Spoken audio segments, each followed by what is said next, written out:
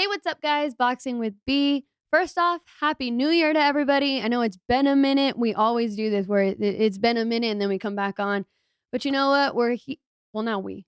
A-Rod without the paycheck. He's not here right now. But I wanted to go ahead and just talk about some of the fights that are going to be going on DAZN. So first off, they're going to be coming on in February, but I'm most excited for what happens in March. So starting in order with I guess the schedule. First off, I'm excited for the trilogy between Chocolatito and Estrada. Now, that is a fight that, I mean, if you've tuned into the first one and the second one, the first one, Chocolatito won. The second one, it was really close, and they gave it to Estrada. A lot of people, there was a lot of controversy over it. They believe that Chocolatito did enough to pull that fight and to take it. But you know what? It's 1-1. So that division is so stacked that we mentioned this before, but that division is like a tournament on its own. So we're going to see Chocolatito versus Estrada. So be sure to tune into that one. The next fight I'm excited for is Vergil Ortiz Jr. versus Mckinson.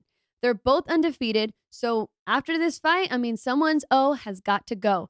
Vergil is 18-0 with 18 by knockout. Then you have Mckinson, who is 20-0. Maybe not as many knockouts. He has 2 knockouts, but hey, it doesn't matter. Knockout ratio or not. I mean, they're both undefeated. What I'm wondering, though, is when we look at, let's say, some of the fighters coming out of the UK, we see one that's kind of been out there a lot is Conor Benn. And so we watched him before, but after his fight, not with Algieri, but before that, when we saw him, a lot of people were saying, I want to see all these different names against him next, like next in line for him, because he's undefeated as well. And he's one of those that comes out and he almost has like that Teofimo vibe of like coming out and being like aggressive or getting you to not like him, like the Mayweather effect kind of thing.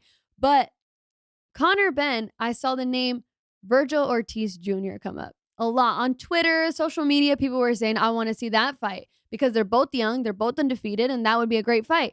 So I bring this up because I see Vergil Ortiz versus Mckinson. Mckinson is undefeated, like I said.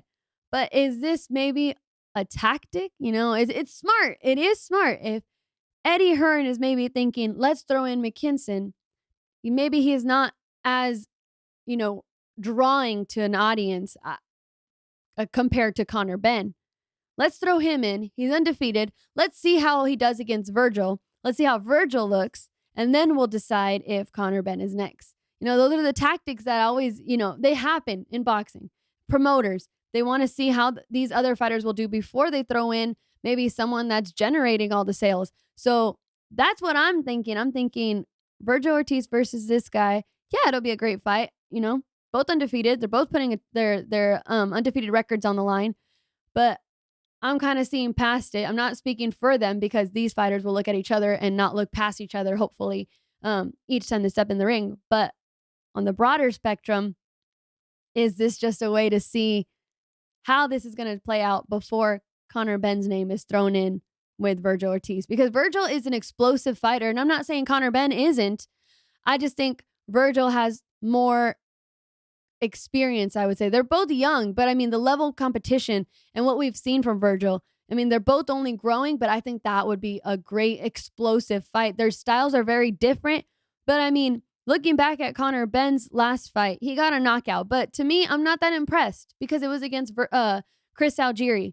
Now, Chris Algieri, no disrespect, he's a great athlete, I would say. But we've all known that he doesn't have the best resume in the ring. He has the fighters on it. But as far as the outcomes and stuff, I mean, I think he had a great purpose in Danny Jacobs' corner as his nutritionist. But as far as in the ring, I kind of expected that. It was like a cherry pick. Like, let's pick Chris Algieri because Chris Algieri will build up this resume and be like that American name that we could get on there. That Manny Pacquiao also fought. But, it'll give the credibility, which is fine. It's a good buildup. But I just think, I guess I'm concluding that I think Conor Benn isn't ready for Vergil. So that is a great tactic to throw in Mckinson first, see how he does, then try to consider Conor Benn. But honestly, I don't see that Conor Benn versus Vergil fight happening anytime soon. Although It would make for a great fight. I mean, tell me if you agree. Do you guys see what I'm seeing, or am I just like coming up with this on my own? I mean, I don't know. Let me know if you guys agree below. If not, I mean, let me know if you don't agree as well. It's okay. Lastly, the fight on there that I'm only talking about up till March, okay, guys, from DAZN. The last fight that kind of gets my attention is Warrington versus Martinez, because it's a rematch. And the reason why this caught my attention is like, yeah, it's a rematch, and Kiko Martinez has been doing good. He's a fighter out of Spain. He's been exciting. We've seen him a few times. But what catches my attention is, why don't I see Warrington versus Lara 3 on there? I think that's the anticipation. That's what everybody wants to see. If it's not due to the cut that Lara sustained in the last fight from the accidental headbutt, then say if it's not that, then the medical issue is out of the way. Why? Why don't we see Lara versus Warrington? They produced 2 good fights. One that was just highly unexpected. It got the whole boxing world, not just in the UK, but out here, it got everybody talking, because you had this handpicked fighter out of Mexico that put on this great performance, and not only put on a great performance, but finished it by knockout. Knocked out the champ. It was just supposed to be an easy tune-up fight. Then you see the rematch. And honestly, the rematch seemed like it was going to have the same turnout.